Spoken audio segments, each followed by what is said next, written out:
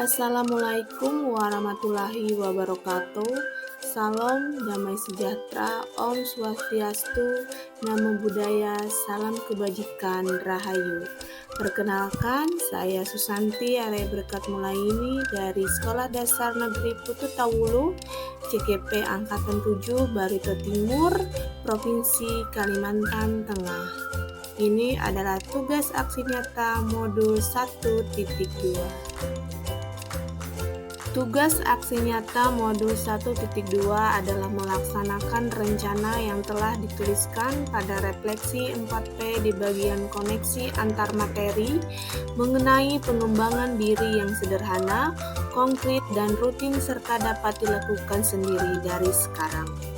Yang pertama adalah berpihak pada murid, yaitu menyediakan suasana belajar dan proses pembelajaran yang positif serta berkualitas bagi murid yang selaras dengan kodrat alam dan kodrat zaman, seperti belajar mengetik, kemudian belajar di perpustakaan.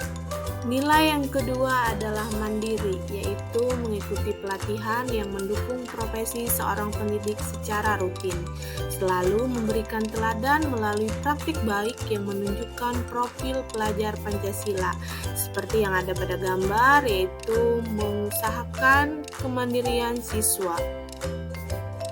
Yang ketiga adalah reflektif. Di sini saya membuat jurnal refleksi yang berisi hal baik dan hal yang belum dimengerti oleh murid saat saya mengajar, merancang, melaksanakan, dan mengevaluasi perbaikan praktik mengajar berdasarkan catatan dari murid. 4. Nilai kolaborasi. Di sini ada beberapa gambar kegiatan kolaborasi yang saya lakukan dengan teman sejawat, yaitu dalam melakukan kegiatan ANBK dan melakukan penilaian akhir semester yang akan dilaksanakan pada saat ini. Untuk nilai inovatif, saya di sini juga membuat buku jurnal literasi murid, kemudian melaksanakan pembelajaran yang kontekstual, memberikan pilihan penyelesaian tugas sesuai bakat dan minat murid, menyiapkan macam-macam ice breaking, membuat buku jurnal refleksi murid dan guru, serta melatih kemampuan IT murid melalui pembelajaran muatan lokal. Dalam melaksanakan aksi nyata modul 1.2, saya tidak lupa untuk melakukan refleksi dengan 4 pertanyaan. Yang pertama adalah tentang bagaimana perasaan saya, kedua, apa ide atau gagasan yang muncul, ketiga, pembelajaran apa yang dapat diambil, dan yang keempat adalah dampak positif apa yang paling dirasakan. Yang pertama, bagaimana perasaan saya? Saya merasa senang melihat antusias murid dalam mengikuti pembelajaran yang sudah saya modifikasi sesuai apa yang saya dapatkan selama pelatihan CGP. Saya merasa bangga karena sudah mempraktikkan apa yang saya dapatkan di pelatihan ke dalam proses belajar mengajar. Dan yang terakhir, saya merasa tertantang untuk terus melakukan perubahan dan menguatkan nilai-nilai guru penggerak yang belum saya miliki guna membuat pembelajaran yang berpihak pada murid. Yang kedua, apa ide atau gagasan yang muncul? Yang pertama adalah ingin membawa murid belajar tidak hanya di dalam kelas.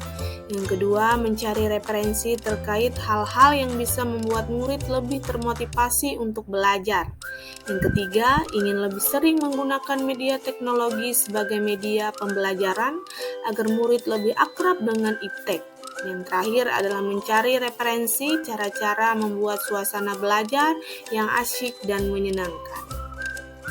Yang ketiga, pembelajaran apa yang dapat diambil? Yang pertama adalah bahwa murid lebih menyukai belajar dengan cara berbeda dari yang biasa dilakukan, meskipun hal baru tersebut itu sederhana, misalnya saja belajar mengetik. Yang kedua, bahwa penerapan aksi nyata ini bisa menguatkan nilai guru penggerak yang harus saya miliki. Contohnya, berusaha membuat pembelajaran yang berpihak pada murid, belajar berkolaborasi dengan murid sebelum berkolaborasi dengan rekan sejawat, Harus inovatif agar pembelajaran menyenangkan dan tidak membosankan. Harus mandiri untuk melakukan hal-hal yang baik tanpa harus menunggu instruksi, serta harus selalu reflektif terhadap hal-hal yang telah dilakukan. Yang keempat, dampak positif apa yang paling dirasakan? Yang pertama, sekarang saya mulai menjadi guru yang dirindukan oleh murid. Mereka sudah mulai bisa mengekspresikan keinginan mereka dengan kalimat, "Besok belajar mengetik lagi ya Bu, besok kita bermain lagi ya Bu," sebelum belajar. Yang kedua, sekarang saya lebih hemat dalam bersuara, karena sekarang murid mengambil peran yang lebih banyak untuk berbicara dalam belajar. Saya hanya memberi penguatan dan meluruskan ketika ada sedikit kesalahpahaman. Yang terakhir, sekarang murid terlihat lebih senang dalam mengikuti pembelajaran saya.